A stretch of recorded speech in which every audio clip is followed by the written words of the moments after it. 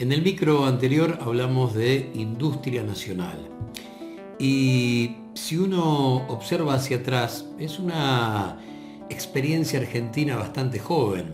Nuestra industria tiene aproximadamente tantos años como la irrupción del peronismo en la vida política y económica de nuestro país. El radicalismo no pudo consolidar esa faceta de el paso de Hipólito Yrigoyen por el poder, pero dejó un legado que para los tiempos es importantísimo: la creación de YPF, una discusión a brazo partido con las oligarquías, sobre todo de Salta y de Mendoza, en el Congreso Nacional, para entender que el petróleo era un recurso federal importantísimo para el futuro y que no le correspondía a quienes lo tenían debajo de su subsuelo exclusivamente. A partir de ese momento, la Argentina ya tenía el combustible. Con la llegada del peronismo comienza la industria liviana y la industria pesada a ponerse de pie. Ese es el formato de un nuevo país. Por lo tanto, cuando estamos hablando de la industria nacional, estamos hablando de una discusión muy joven. Hago esta pequeña introducción, vamos a hablar hoy de flexibilización laboral, porque si algo ha hecho bien la derecha en nuestro país, con todas las facetas, con todos los colores que muestra el catálogo de nuestra derecha, desde unitarios, conservadores, gorilas, liberales o neoliberales, si algo han hecho bien de Mitre para acá es deshistoriar, arrancarle páginas al libro de historia para que millones de seres humanos queden desclasados, que no sepan de dónde vienen, cuáles son sus tradiciones políticas o sus tradiciones sindicales. A veces cuesta mucho explicarle, sobre todo a los más jóvenes, que sus derechos no son parte de un derrame luego de una borrachera de privilegios de la oligarquía. Detrás de cada uno de esos derechos hay pelea, discusión, muerte, movilización, hasta que cada una de esas peleas se transforman con el tiempo en leyes. Cuesta mucho emparentar los derechos que gozamos hoy con los 700 muertos de la fábrica metalúrgica de los talleres Bacena, allí en el barrio de San Cristóbal, que solamente peleaban por 8 horas de trabajo, o los 1.400 fusilados de la Patagonia por pedir un botiquín en inglés, en castellano, velas y mantas. Por lo tanto, deshistoriar es desclasar, es que cada uno de nosotros pierda esa tradición política o sindical que nos coloca en el presente abrazando un modelo de país. Por eso, cuando hablamos de flexibilización laboral, también hablamos de derechos laborales que tienen 70 años promedio en nuestro país.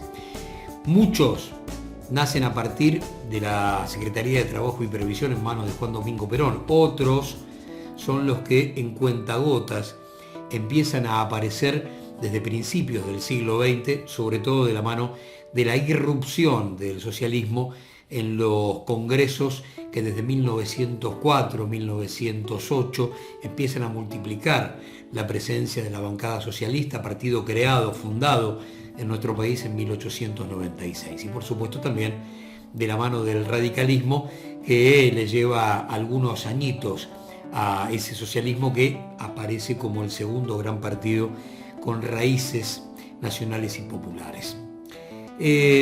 Cuando hablamos de flexibilización laboral, ¿de qué estamos hablando?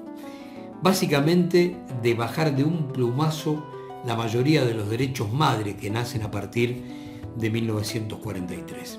El gran antecedente en la Argentina es la famosa o tristemente célebre Ley Banelco, tiempos de Fernando de la Rúa y tiempos también del megacanje. Acá hay que anudar otro dato. Detrás de cada dólar que llega de la mano de la deuda externa llega un condicionamiento político, una imposición.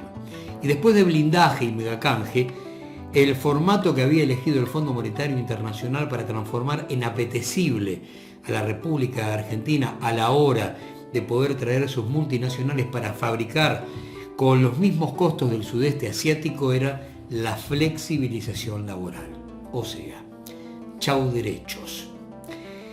Cuando se llevó a cabo el mini Davos en el Néstor Kirchner, lo que se les ofreció a todos los que venían a ver de qué se trataba este nuevo país que quedaba en vidriera era basta de derechos, flexibilización laboral, y de la mano de la flexibilización laboral terminar con lo que se denomina el costo argentino. Siempre el trabajador en el ojo de la tormenta, siempre el trabajador como el culpable para el neoliberalismo de todos los problemas que presenta la Argentina económica.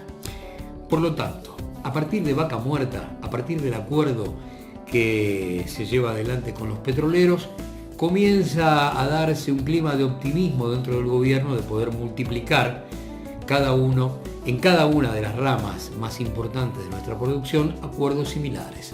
Por eso dicen que el próximo acuerdo vendrá con los textiles, por eso dicen que el tercer acuerdo será tentar a todo el panorama lácteo, que es el que presenta una de las crisis más grandes que tiene nuestro país, y de ahí en adelante continuar.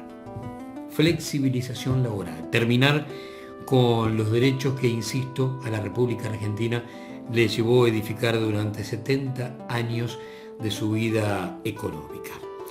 ¿Qué es lo que uno comienza a observar? ¿Qué plantea una vez más el neoliberalismo con aquello de si terminamos con los derechos, si flexibilizamos, vamos a ser competitivos? Bueno, con lo que decíamos antes del costo argentino.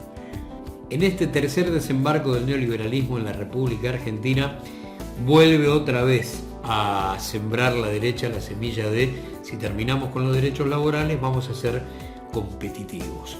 Ahora, cuando uno observa cuáles han sido los 3 periodos de crecimiento más grandes, hay uno que hay que sacarlo de la cuenta, porque por supuesto no incluye a la gente adentro, tiene que ver con la Argentina de fines del siglo XIX, principios del siglo XX, esa séptima economía del mundo sin distribución de la riqueza.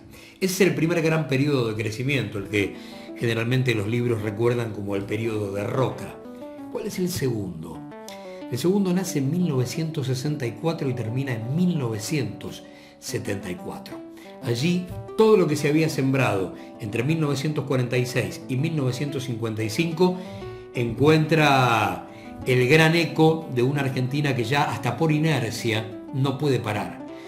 La derecha, por supuesto, que empieza a talarla. En 1957 ingresamos al fondo, con Onganía llega el neoliberalismo de Krieger-Bacena. Sin embargo, ya esa Argentina industrial o semi-industrial ya no puede ser detenida.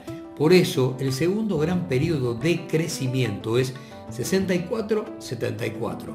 Y el tercero es el que nace en 2003 y a tasas chinas nos lleva hasta índices que tuvimos hasta 2008-2009, hasta que quiebra el capitalismo global y que no se repiten en toda nuestra historia. Los de máximo crecimiento son los de 2003 a 2009. Por lo tanto, esos 2 últimos periodos de crecimiento son con todos los derechos reinantes. No bajamos uno solo. Da la sensación que cuando la derecha, de la mano de las dictaduras militares o de las democracias frágiles con mayorías proscriptas, los tipos intentan bajar derechos, resulta que ahí no se crece al mismo ritmo que la Argentina de derechos y la Argentina con solidez en cuanto al pago de salarios vigorosos. El salario termina siendo una y otra vez la locomotora del círculo virtuoso. El salario propone una mayor demanda comercial, la mayor demanda comercial, mayor demanda industrial, la mayor demanda industrial, mayor demanda de fuentes laborales. Así de simple, aunque parezca mentira. Así de simple. Por eso es que hay que observar el periodo de crecimiento, 64-74 primero y después el periodo de crecimiento que va entre 2003 y 2009. Dato que también nos sirve para poder explicar un fenómeno muy particular.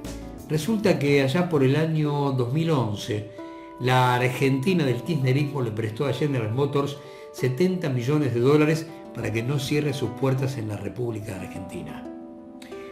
No hace mucho, el gerente general de General Motors en nuestro país pidió flexibilización laboral para tener precios competitivos. Por un lado, qué mala memoria. no poder recordar que fue un gobierno de matriz nacional y popular la que salvó a una de las empresas líderes o madres del liberalismo contemporáneo en los Estados Unidos, la General Motors. Justo cuando Detroit había quebrado, el kirchnerismo puso en su bolsillo 70 millones de dólares. A tener muy en claro, cada vez que hubo flexibilización laboral en nuestro país, la economía decreció, casi a niveles de quiebra. Cuando tuvimos derechos plenos, la economía tuvo registros de crecimiento históricos.